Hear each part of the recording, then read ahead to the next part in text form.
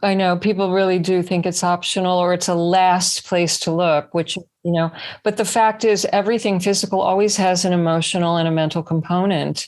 And that if you don't look at the emotions, you're probably going to spend a lot of time, money, and energy wearing yourself out and not even benefiting by recognizing how emotions play into it.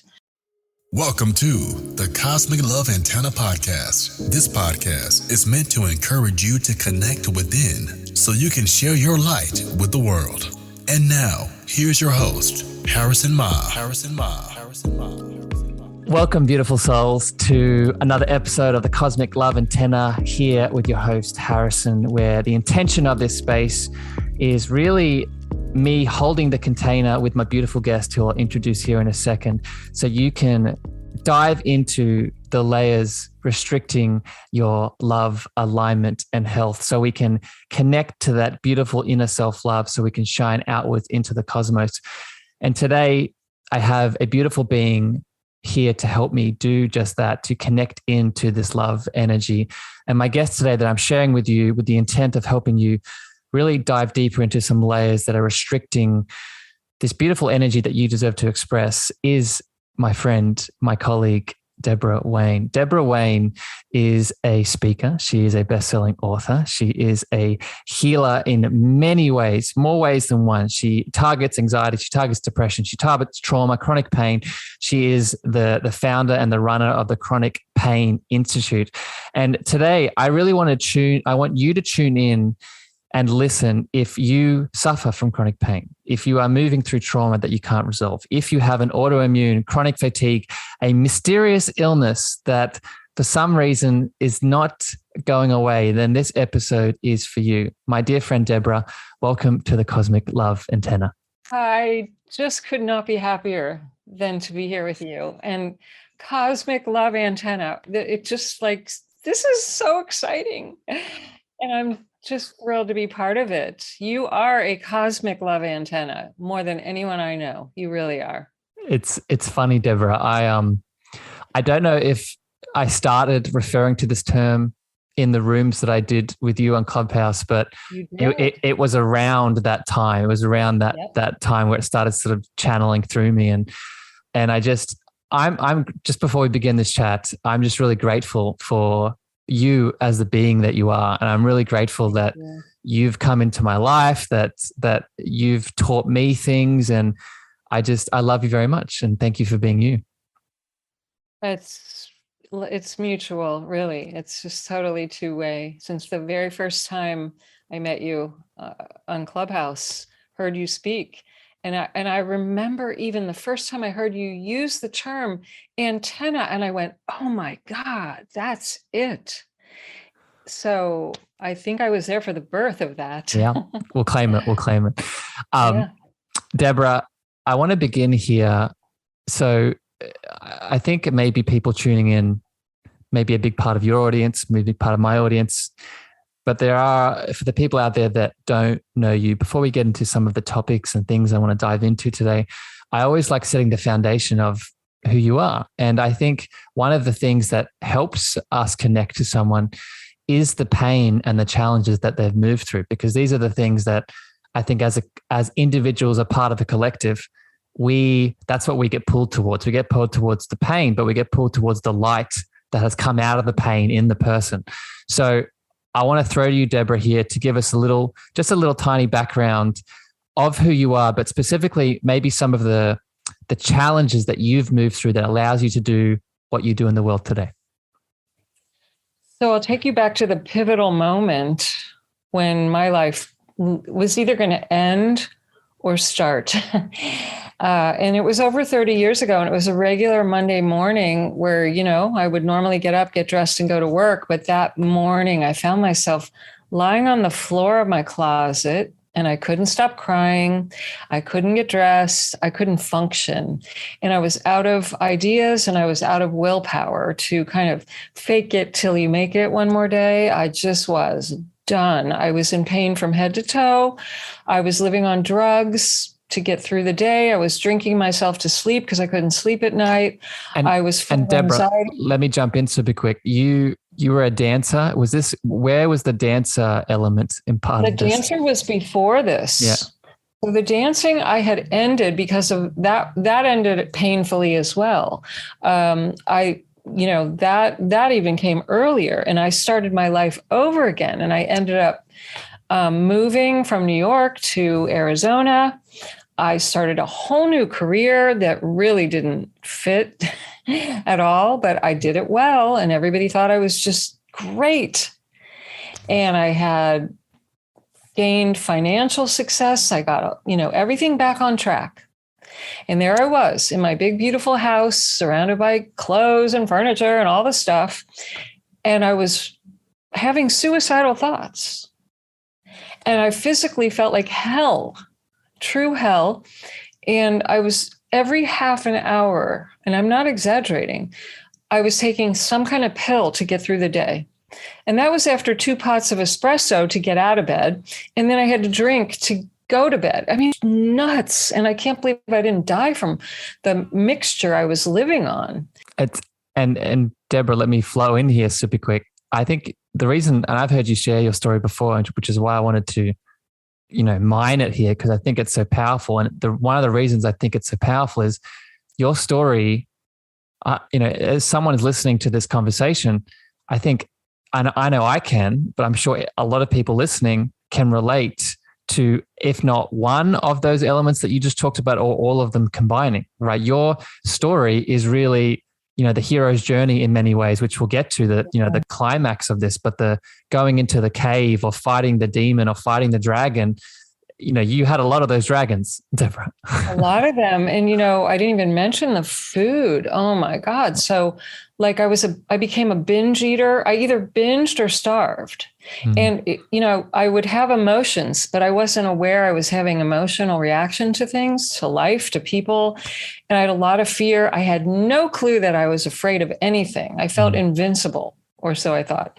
And so, but then I would sit down and eat 2 pints of ice cream by my little old self, all 100 pounds of me. And, this was a regular thing, not a once in a while thing.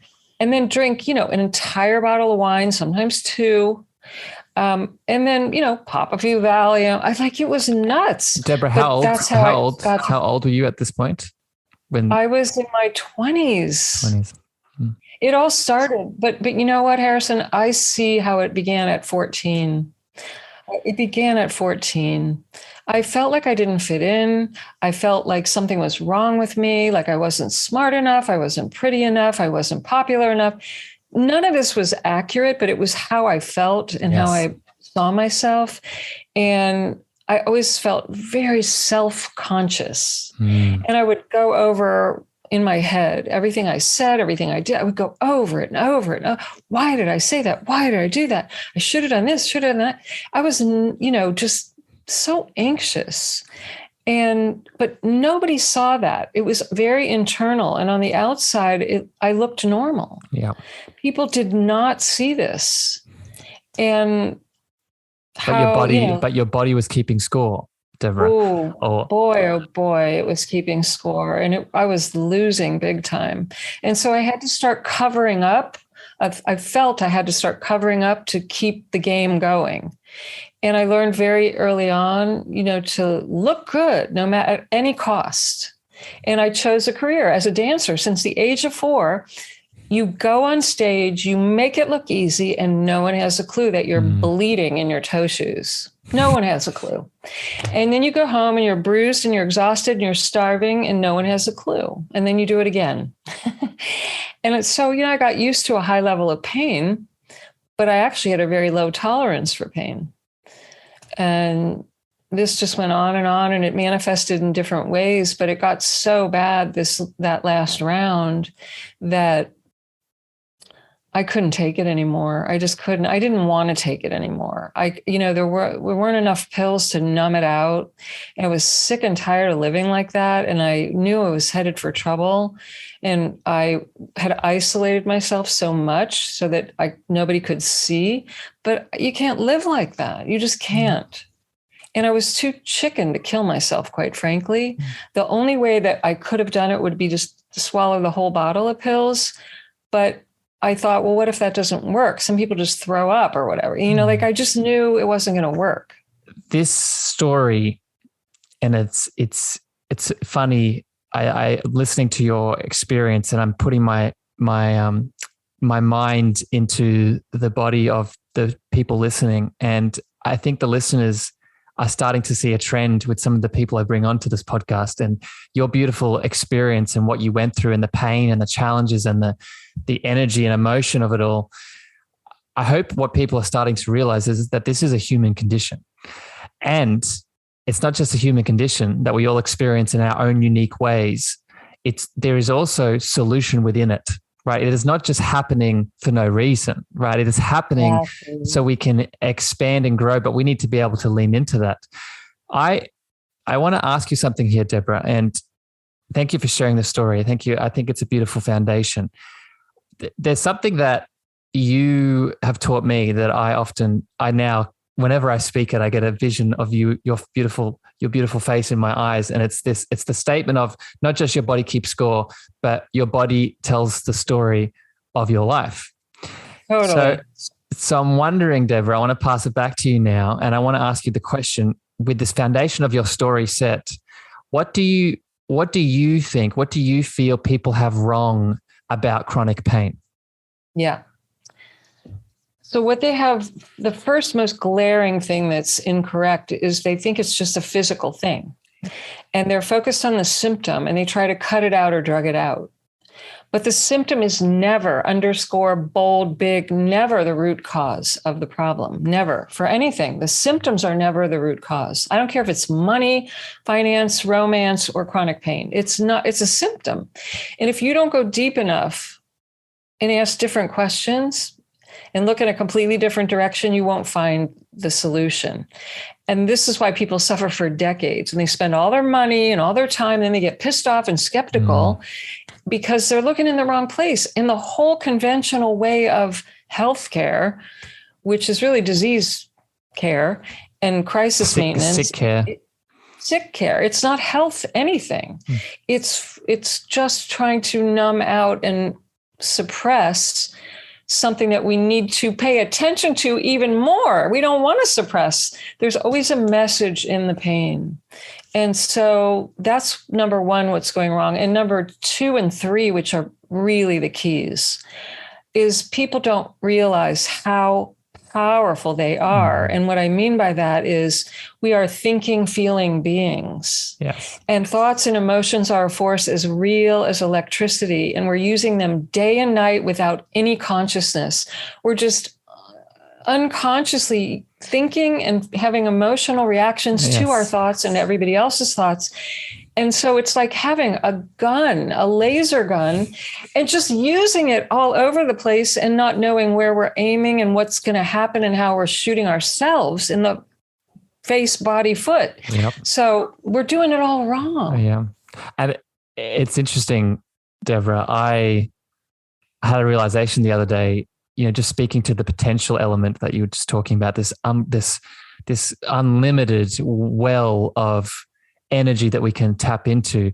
I connected it to the limiting belief that a lot of us have that we are not creative, right? And I intrinsically believe that we are creative beings fundamentally. And I was analyzing this limiting belief of I'm not a creative person. I don't have a creative bone in my body. And a domino ticked over in my head and was like, okay, think about the potential and the power that's going into creating that reality that you're currently in of the I am not creative. Right. I want to get your thoughts on this, Debora. How powerful is that person in that thought paradigm? That in itself shows you that you're creative to be in that state so intrinsically. Am I resonating, Debora? 100%. This is what I became aware of all those years ago. It was like lightning and thunder when I discovered we are creative beings 24/7. Yes. But most people are unconscious creators. Yes. And the goal is to become a conscious creator. Otherwise, you feel a victim of everything. And that's the problem. And that's the solution. And that's what we're all going through collectively and individually. As a planet, we're discovering that we are not victims, but we're acting out that to wake ourselves up. So we recognize we're part of the creation of this mess. It is 100%. That's the key. Yeah. And we're using it all the time, but no one teaches us.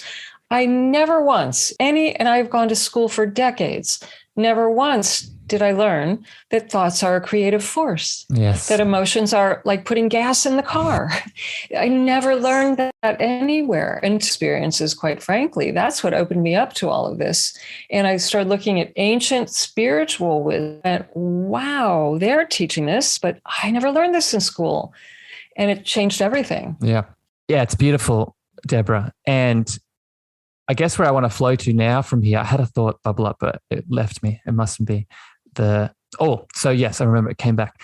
The thought I wanted to share quickly, and then I want to jump to another question here, is, this idea of bringing the unconscious to the conscious is, if anyone leaves, there's going to be many other gems dropped, I'm sure, in this chat today. But if you leave with something thus far, it's how powerful that is, right? Because if something is unconscious and it's acting in the background, then it's still dictating our lives, right? Like the example that I give is, I talk a lot about inner child healing. And if we have an inner child trauma that's unresolved, it's still unresolved in the unconscious, and it's getting our attention in the external world, in our relationships, in our finances, in our chronic pain. So you need to bring it to the conscious, have awareness, take action on it. And I think, Debora, this flows into where I want to take it. Yeah, this is where I want to take things next here. I went onto your website, the Chronic Pain Institute. I think it's .com. Is it .org or .com? .com, right? It's internationalcpi.com. Yep, that's it. And on your website, you break down two very distinct groups that help us with this. The three distinct groups. The first category I want to hit on is information fields or energy fields, similar sort of terminology. Right.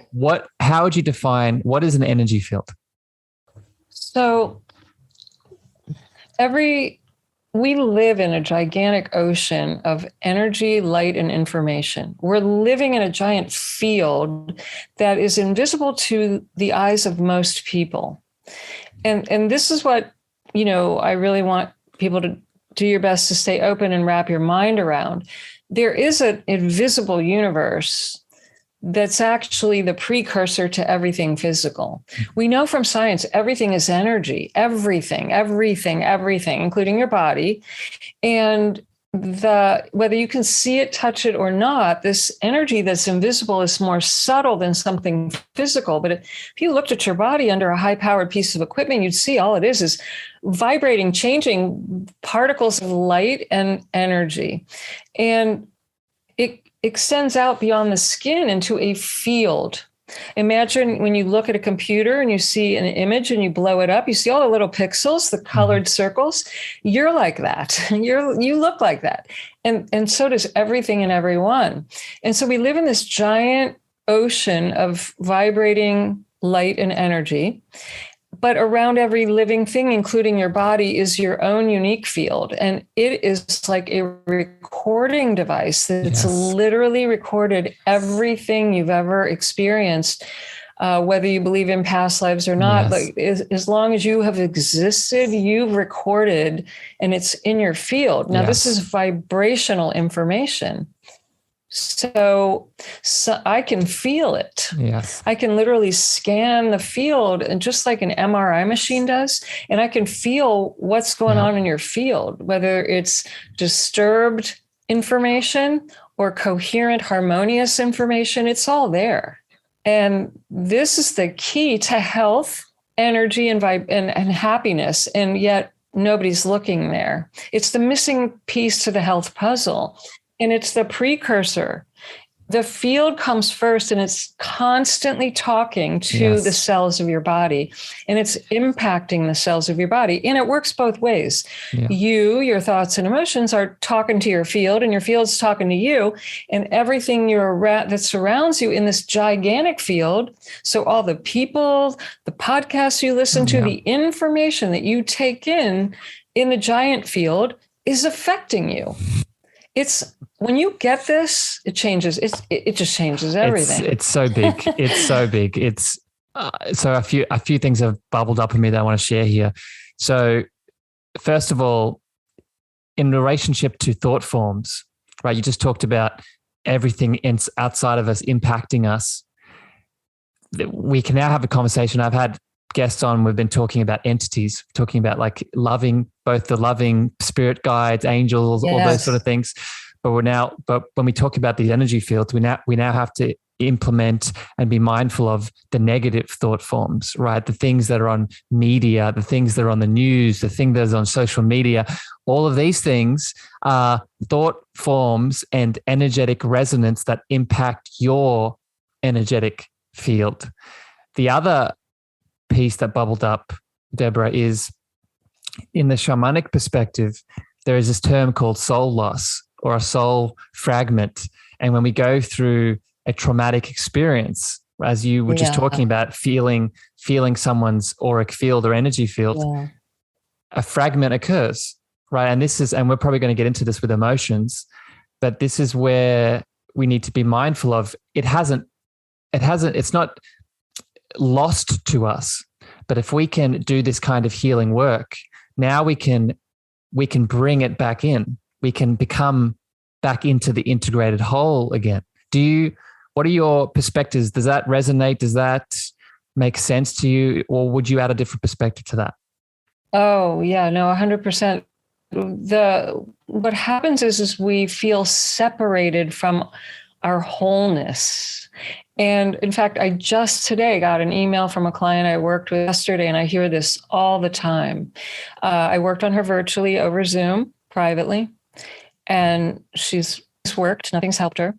And she emailed me today and said, the most amazing thing happened, Debora. I felt like these are her words. I didn't use these words at all. She said, I felt like I had been fragmented. And now I literally felt myself and feel myself in my body in a way that I've never felt. And I feel more like myself than I've ever felt before. I hear that phrase over and over. I feel more like myself. She said, I think that the pain was so bad, I just wanted to escape. And that's exactly what happens. And we disassociate because it's too painful, whether it's trauma, abuse, an accident, an injury, a surgery that went bad. It doesn't matter what it is. You can literally separate from yourself and you'll feel fragmented. You will disassociate. And to an extreme, I've worked with people who were told they were schizophrenic or bipolar. It's an extreme form of separation. But like you said, it's really not true. You can't separate. You just change your awareness. It's like all of a sudden you're looking at a different window, or you're watching a different channel. There's a cable with 100 stations, but you're dialed into a different frequency, a different channel. And I help bring that back into coherent, harmonious wholeness. And that's possible for everyone. It doesn't really, no matter how bad it has been, that's the point I want to get across, is that you're not stuck there. But we have to think of it as your instrument, your antenna is out of tune, and we have to retune the antenna, the instrument, just like a guitar, to get it to sound good again. That's how we are.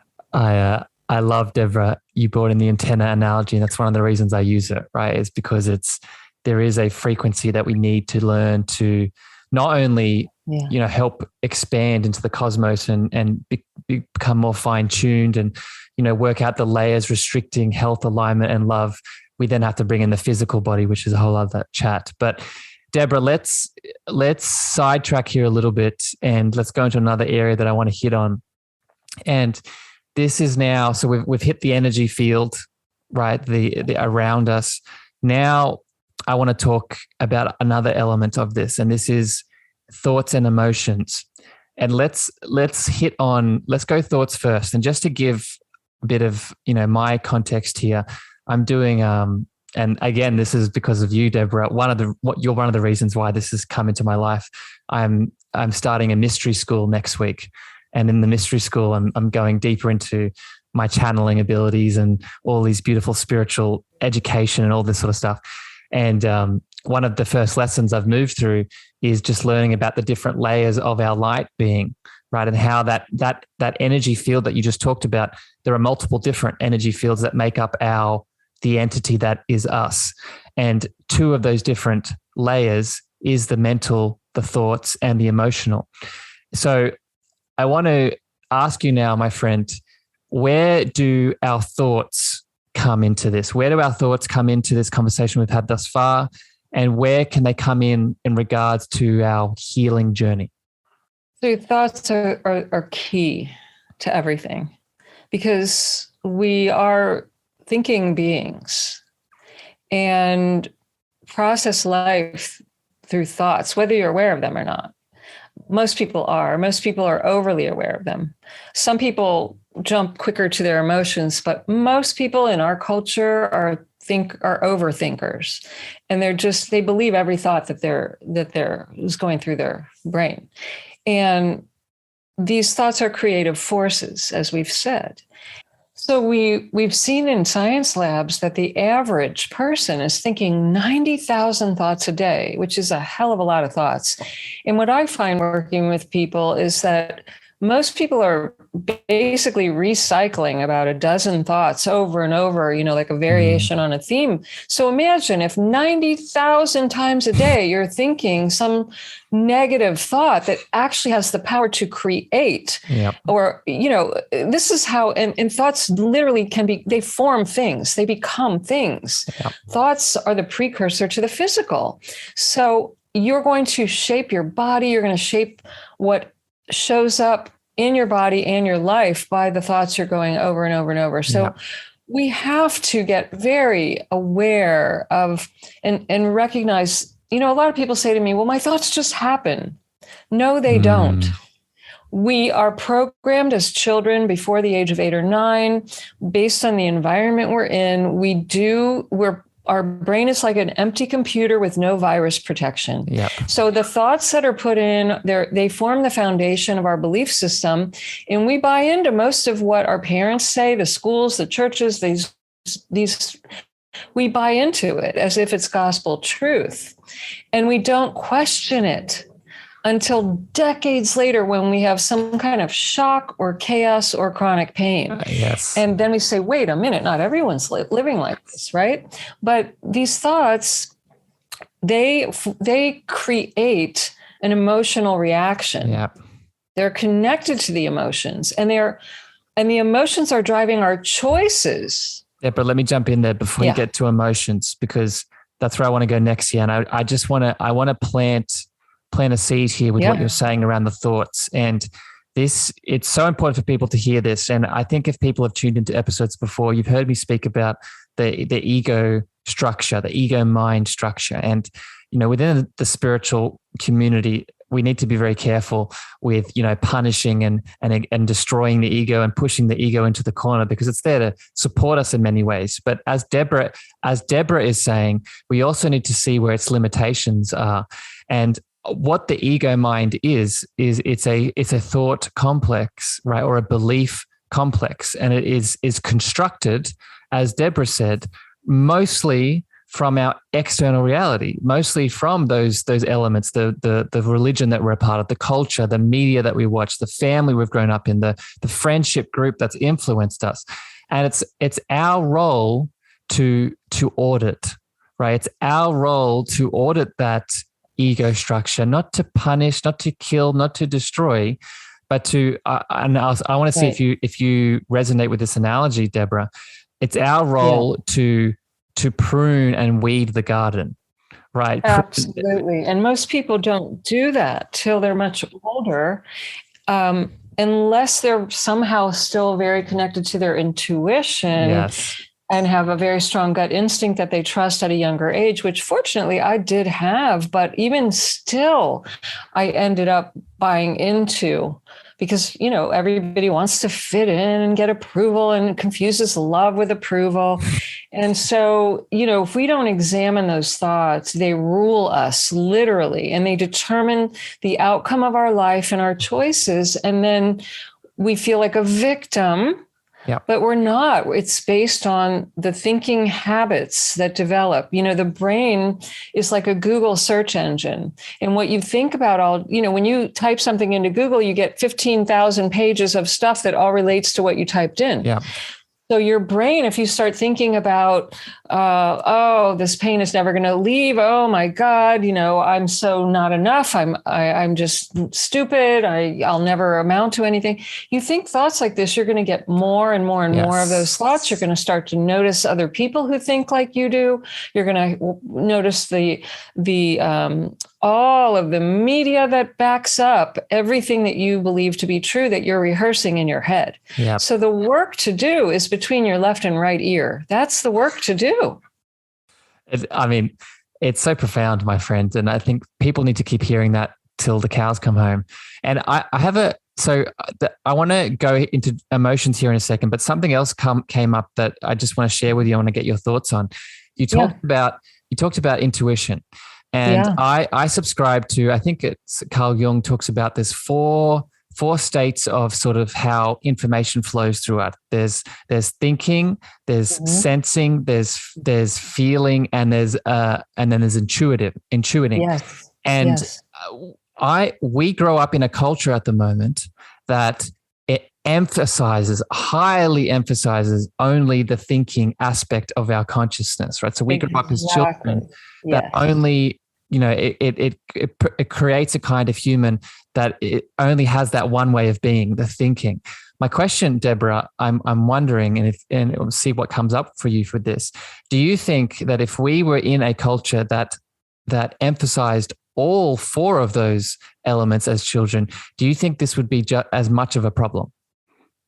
Oh, no, I'm certain we would be experiencing a completely different reality because it would be multifaceted, and we would recognize that the thoughts are to back up the intuition. There's value in thinking, but for it to rule, and I agree with you 100% that we live in a world that overemphasizes intellect and has made it into a god. Yes. And has really somehow along the way decided that our feelings and our gut instinct and the higher thoughts that can come in from literally a higher, more expanded place that has nothing to do with our upbringing, our conditioning, and our personality.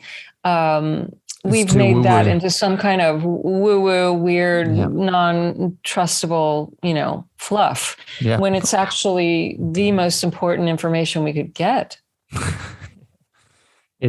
I laugh because, that's one of the intentions, Debora, of this podcast is to really make these conversations normal, right? Yeah. Make the woo-woo that we just spoke of, and these quote, and I don't even like saying it, but the alternative perspective, the normal perspective, right? Let's make the conversation from all of these different lenses, because we are truly holistic beings, and this comes through our way of taking the world like this. And we wonder why, coming back to the chronic pain of it all, we wonder why that we were in this space, because this is a big part of it, right? We're ignoring fundamental elements of what makes us the spiritual human being that we are, right? Absolutely. It will create pain. If we only live in the one facet of the mental, intellectual, inevitably, there will be some type of pain or dis-ease. Yes. We are not that one-dimensional. Yeah. Yeah. We are a multi-dimensional, multifaceted, holistic systems that is dynamically moving through time and space, to put it succinctly. Debora, let's switch here a little bit. So we've talked about the energy fields, talked about the thoughts. Now let's talk about one of my favorite topics, the emotions, right? So how does the emotions fit into this conversation that we've talked about thus far? So emotions are probably the most overlooked and the most important key. And I'd like to talk a little bit about the science behind this as well, because I think people will really understand this is not just some touchy-feely, everybody should love her. That's not at all where I'm coming from. The fact is, emotions are made of energy, and it's supposed to be energy that's moving, like think of flowing water. And if you have a hose and you turn the hose on and water's flowing through it, but you start squeezing that hose and the water can't flow out, it will bulge and get bigger and bigger and eventually burst. And that's what happens to us when we don't allow emotions to flow. And we will eventually have some significant problem with health or in some area of our life. And yet again, we live in a culture that says, don't bring those emotions here. They're unprofessional. It makes you look weak or like a sissy or stupid, or is somehow these incredible, colorful emotions that make life rich and deep and incredible have taken a back seat. The most important thing to recognize, and my favorite research came from the late Dr. Valerie Hunt, who was a PhD at UCLA in California. She was the first person to ever measure the energy field around a person's body. And what she discovered is that emotions carry frequencies that are measurable, and they are the strongest frequencies that are having the greatest impact on the physical and body and the mental state of a person. And that these emotions are either the key to destroying your health or improving your health. Now, we never hear about this.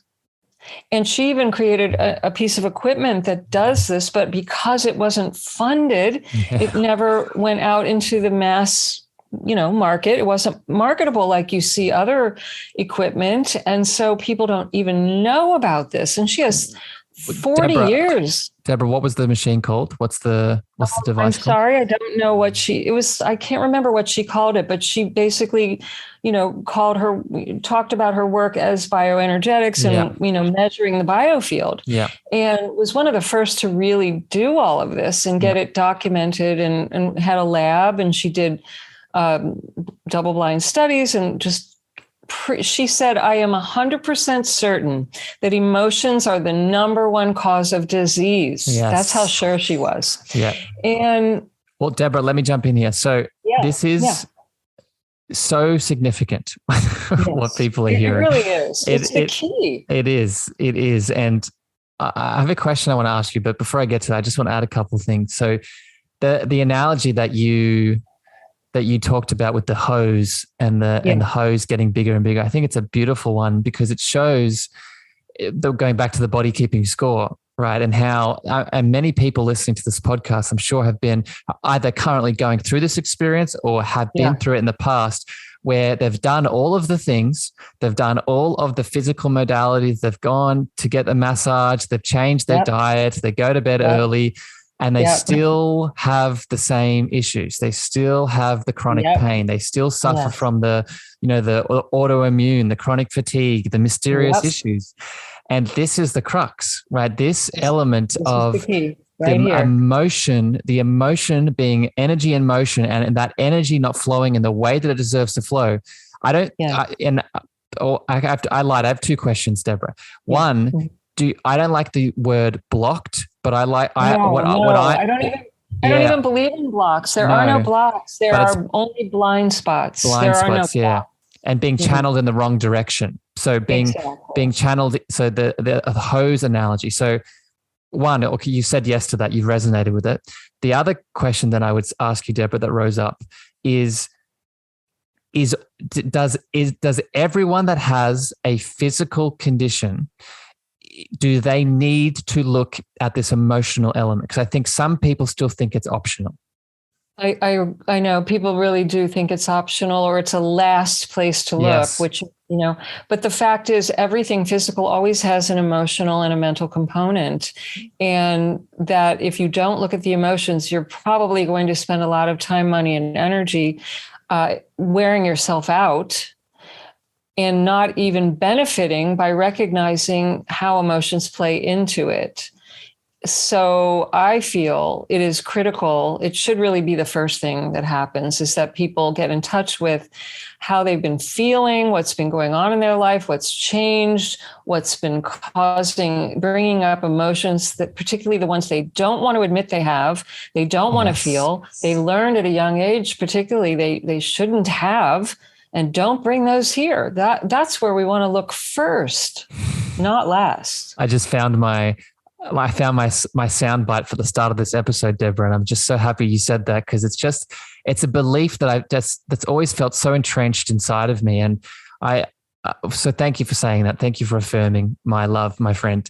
I guess I have a question on top of that. So I often say this to people. I often say that you need to consider this emotional element, and as not at the very least as something that's exacerbating your problem, and at best the root cause of it. What would you say to someone that is triggered by that? What would you say to someone that is triggered and says, no, I just want to look at the physical. I just want to take my supplements. I just want to move my body. What would you say to someone that either says that or is triggered by what you are saying? Well, some people are not willing. And if they're not willing, they're not willing. And if they're not willing, they need to learn something from just going down the physical trail. And they will. They're going to learn a lot. And they will come out of that learning with questions and conclusions. And 9 times out of 10, they're going to come out of that saying something's missing and something's wrong because I'm still hurting.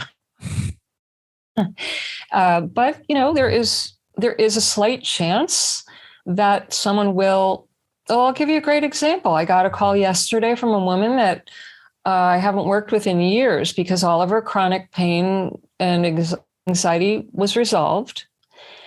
And she says that the pain is back. And I can already guarantee you what's happened. But, she said, and I looked at the physical reasons for this, and I can't figure out what's wrong. Well, I'm certain what's going on has emotional roots. It's related to fear, but she hasn't been willing to look at that yet until now. Because when the pain is greater than the fear, you'll look at the pain. You'll look at the emotions. Yes. So there's a slight chance that sometimes you'll just deal with it physically, and you may get relief. Will it heal the root? Perhaps, or it may be a temporary fix. And then there's still a weak link. And so people keep finding they injure the same thing over and over again, or they have an accident again and again, or they keep attracting the same relationship with a different body again and again, because they haven't really gotten to the root. They just had a temporary fix. And eventually, in my opinion, you're going to have to still look at something about the emotions that are driving your choices. Yes. We could talk about this for hours, my friend, and I love you very much. And this is so valuable for you listening. I hope that, the beautiful beings tuning in the podcast world, you're getting a bit of insight and deeper reflection out of this. And what Deborah was saying about the reflections showing up in our external world, right? I'll put it very simply. What are emotion? And we've said this before. Emotion is energy in motion. What are we as as beings? We are made at a very fundamental level of energy. So just from that lens alone, you can see that a challenge that you are going through is an energetic challenge, right? It is an emotional challenge just by the fundamental laws of the reality of what we are.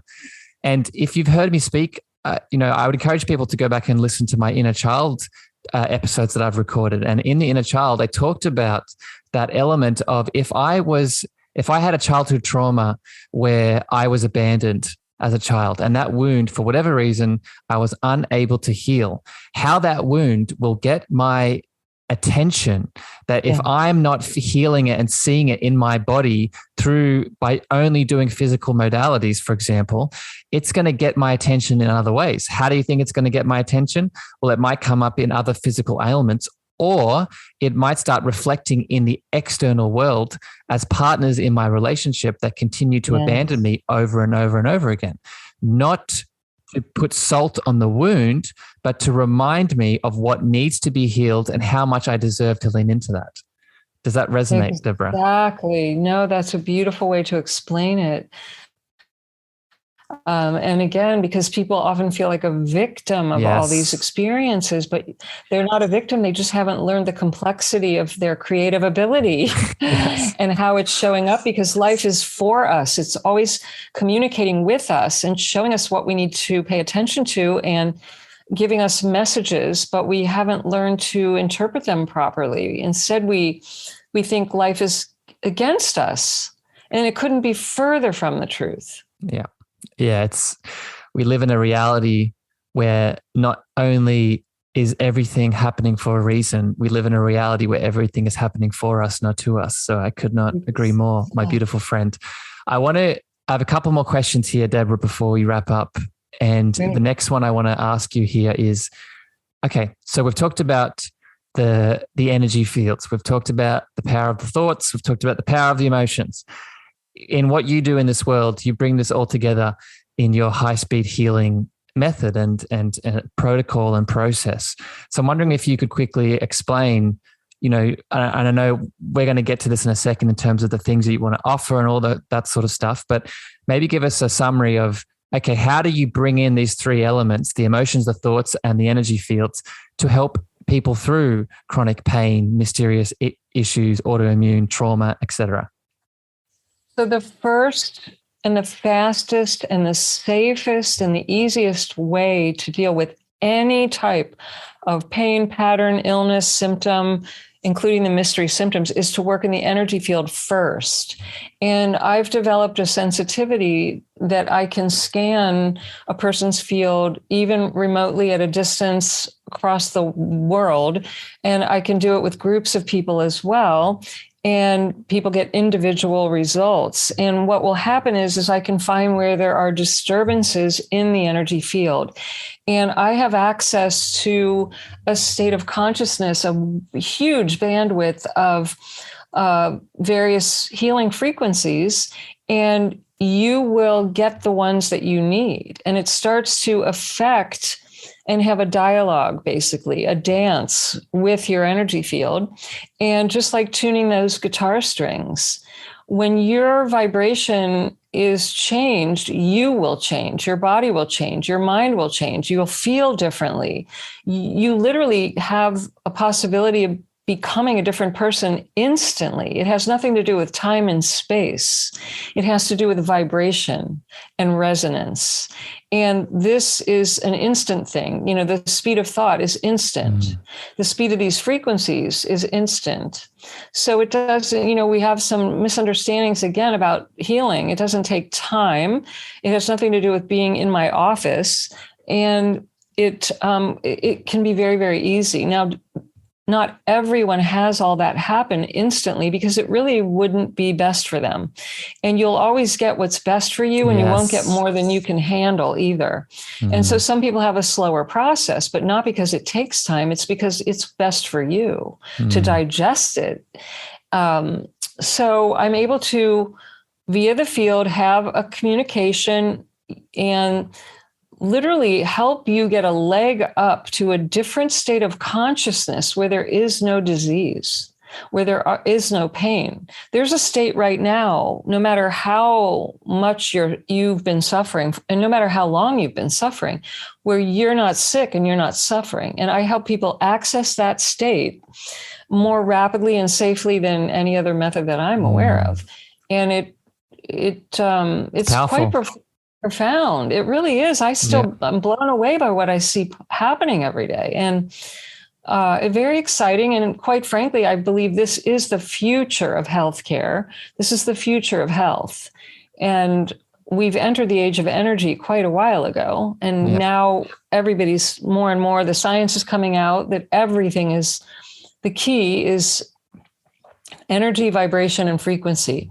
That's the key to everything. And Debora, and speaking to all the science and the shifting in the sort of collective mentality and mindset behind this, I would encourage, I mean, if you've listened to this podcast up to this point, you're probably there right there with us.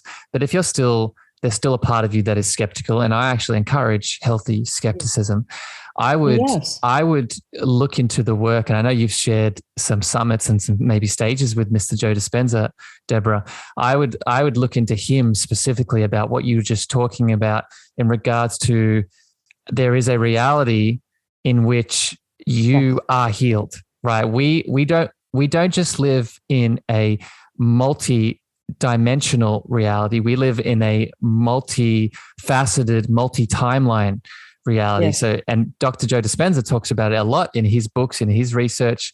And what I'm getting at here, and I'm just supporting everything that Debora's saying, there is a time, a space that is not dependent on time and space, where right. you are that whole, complete, healed, abundant, loving relationships, all the things already. Right. So again, it comes back to you tapping into your potential, tapping into your power of choice to align with that. Did I summarize that, you have Debora? to recognize that there is a state, it's higher than the mind. Yes. Right now it's very in vogue to talk about beliefs and the mind and the power of the brain and all of this being neuroplastic and changeable and reprogrammable, which is awesome. But there is a state of consciousness that's higher than the thinking mind. That's what we're talking about here. But in order to access that, you have to have a way to access that, because otherwise you just stay at the level of your consciousness and your thinking. And that's where people get stuck. Yeah, I love it. And yeah, this rabbit hole of those states above the mind, this is, again, a big part of what I've learned and implemented in my practice, and I'm continuing to learn right now in my mystery school that I'm in, is that there are multiple states of consciousness above that mental structure. And that exploration is actually now where I want to sort of ask you this, Debora. I'm wondering, so a big part of the Cosmic Love Antenna's purpose, intention as a podcast and a platform is to help people remind themselves of this potential and power that we've been talking about thus far, but specifically this spiritual power and potential. Yeah. And I'm wondering, Debora, you talked about this tapping into these higher states of consciousness that you do to help people remember their higher states of consciousness. How do you, I'm just interested as someone who loves you very much, how do you personally, Debora, when you're not doing this work for other people, how do you cultivate that connection to those higher states? Does it look like meditation, for example? Do you do breath work? What does that look like for you? So I've spent decades cultivating the soil to know that state 24/7 as much as possible. That's not to say I don't dip into, a human experience. But over the years, my main practices have become meditation and yoga. And, everyone's different. Yoga and meditation may not be for everyone, but for me, they had a profound effect. I find I need to make sure that I'm moving my body. And most importantly, I'm getting quiet and taking the time to sit and have a meditation practice. If I had to throw it all out and keep one tool, that's what I would keep. Yeah. But, you have to cultivate the soil for this.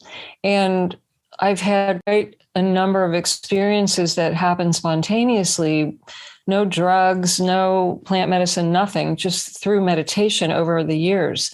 And because of that, it was revealed to me. See, when you hear that phrase, all the answers lie within, it's really very accurate. And so these principles of physics were revealed to me. I wasn't ever into science. I didn't even read any science. I couldn't stand science growing up.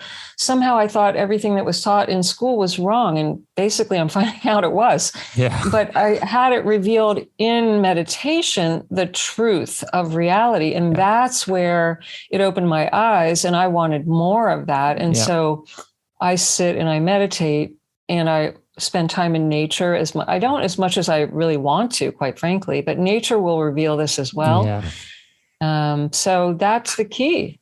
I love it, my friend. And, the nature element, nature is a reflection of that same divinity and that potential that's inside of us. When we're in nature, it's like a battery or an enhancer of that potential. And I think school, I've talked about it before on the podcast, most of our school systems, it comes to a point where we need to unlearn all of those things rather than add something more on top.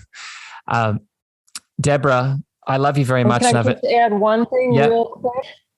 People have to recognize that reading about something and learning about something is different than experiencing something. Yes. And truth and the spiritual realm that you're talking about, these higher states of consciousness, they are an experience. They're not head knowledge. They're not something you can get from a book. They are an experience. So back to what you and I do, we provide an experience for people so that they can't deny. Because when you have an inner experience, no one can take that from you, and you can't deny it. It's a reality for you. It's not something I'm trying to convince you of. And that's the ultimate, is an experience. Thank you for adding that, Debora. And it is a distinction and if we can learn to embody said experiences, that's what attracts other people towards us that may need that same experience itself, right? May want that, may need that, with the chronic pain, all the things we've been talking about. Debora, thank you so much for spending time with me today. I have one more question for you. Before I get to that question, I want to give you a bit of space now. I know that you mentioned that you have a couple of freebies that you want to offer the people listening, my audience. And also I want to give you a bit of space now just to maybe speak a little bit more about the things that you have going on in your world at the moment that have to do with your high-speed healing and that my audience can sort of lean into and take advantage of. Thank you so much. I appreciate it. Well, first of all, I'd love to offer everyone who's listening to come to the website, which is internationalcpi.com, and you are able to instantly download a free copy of my best-selling book, which is entitled Why Do I Still Hurt?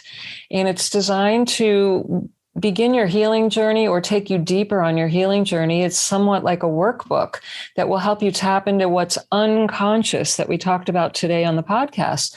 So especially those of you who have been suffering from chronic pain, depression, anxiety, trauma, mystery illness, insomnia, et cetera, the book will help you and create insights and awareness and begin the healing or go deeper in your healing process. So you'll download a copy of the book, and then you'll also be invited to a live call in my private Zoom room with a group of people, and we will go deeper into the conversation we're having today, into the hidden reasons for pain and symptoms and suffering. So I'd love for you all to do that now and come join me.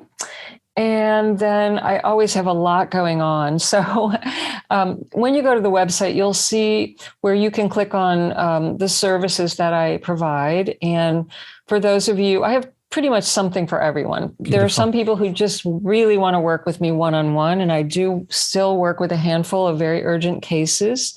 So you can reach out about the one-on-one services. I have my pain-free living program, which is offered digitally.